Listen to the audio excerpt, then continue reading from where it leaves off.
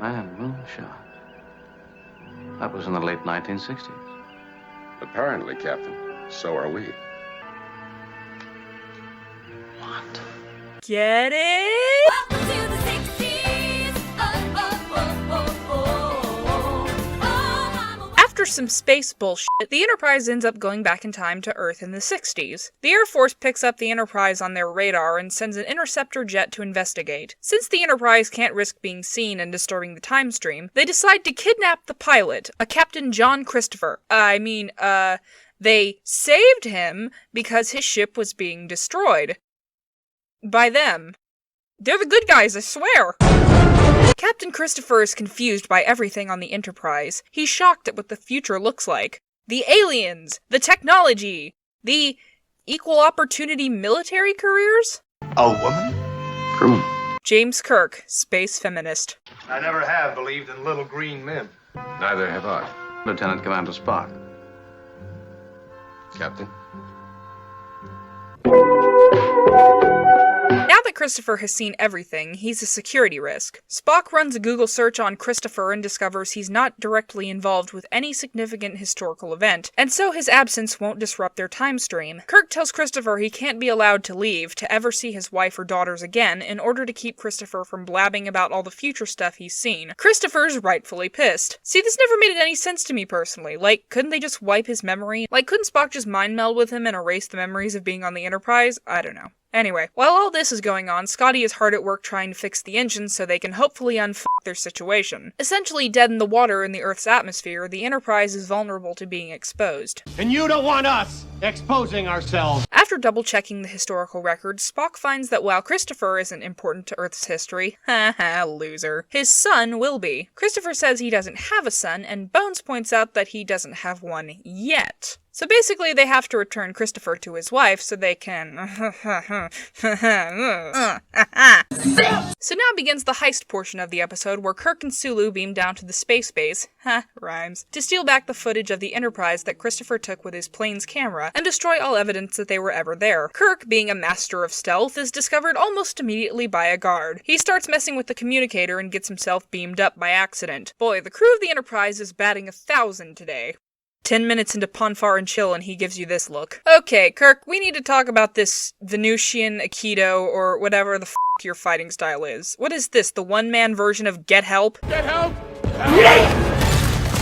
But not even James Kirk can take 3 men at a time, and he gets himself captured. Luckily, Spock, Sulu, and Christopher come and rescue Kirk. Christopher tries to elude them, but Spock comes through with the nerve pinch. I don't know if I've ever mentioned it before, but the Vulcan nerve pinch is something that Leonard Nimoy came up with himself. In The Enemy Within, Spock was supposed to knock out Id Kirk with a punch, but Nimoy felt it was more in character for Spock to resolve physical disputes as non-violently as possible. Now that the engines are fixed, Scotty pulls some more time travel bullshit out of his arse and comes up with the theory that letting the ship get pulled into the sun's gravity, then pulling away at full speed, will have a slingshot effect that should send the Enterprise back to its proper time. I mean, hey, Scotty's drunk off his ass 3/4 of the time, but I got my degree in film production, so what the hell do I know? Slingshot effects are fine for you people.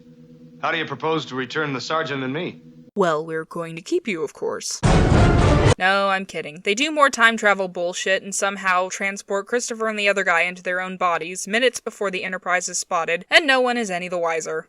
Just don't think about it too hard. It's fine. So I always thought the way they yada-yada'd the reason for the Enterprise being in the 1960s was a little hand-wavy, and it turns out that, as usual, I was right. The reason the inciting incident for the episode is so breezed over is because Tomorrow is Yesterday was originally intended to be the second half of a two-parter, with the first part being The Naked Time. Remember how The Naked Time just randomly ended with the Enterprise going back in time? Ending up in the 1960s accidentally was supposed to be the end result, providing the segue into Tomorrow is Yesterday. Instead, the episodes were reworked into two standalones, which I think weakens both episodes. Instead of natural cause and effect, The Naked Time is just sort of resolved with the Deus Ex Machina, and the events of Tomorrow is Yesterday happen because of some random space bullshit. When connected, the stories flow better, in my opinion, and as we all know, my opinion is always correct. Amazingly, the show managed to correctly predict that man would first land on the moon in the late 1960s, although with the way the Great Space Race was going at the time, it probably wasn't that out there of a prediction. But still, the fact that this episode aired 2 years prior to the Apollo 11 moon landing is pretty amazing. They even accidentally predicted that the moon landing would happen on a Wednesday. No doubt US interest in all things space influenced NBC execs at least a little bit to give Star Trek a chance. Ask any historian to characterize America in the 1960s, and they'll probably tell you that it was a time of cultural revolution, of political and social division. Not at all like it is today. And the reason I'm talking about America specifically is because, well,